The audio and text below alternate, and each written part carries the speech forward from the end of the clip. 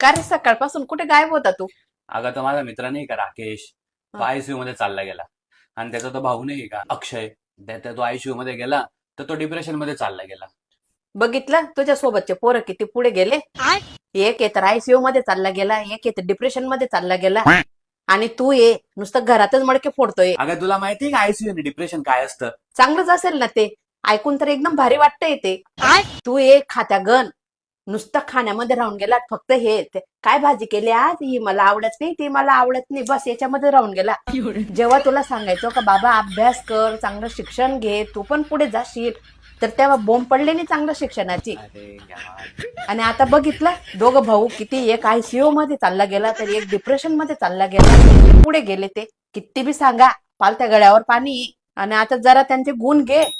आता उद्यापासून तुझी आता वेळ गेलेली नाहीये, उद्यापासून चांगला अभ्यासाला लाग आणि कर त्यांची बरोबरी. म्हणजे तुझं म्हणणं आहे की मी पण आयसीयू मध्ये जाऊ, नाही तर डिप्रेशन मध्ये जाऊ?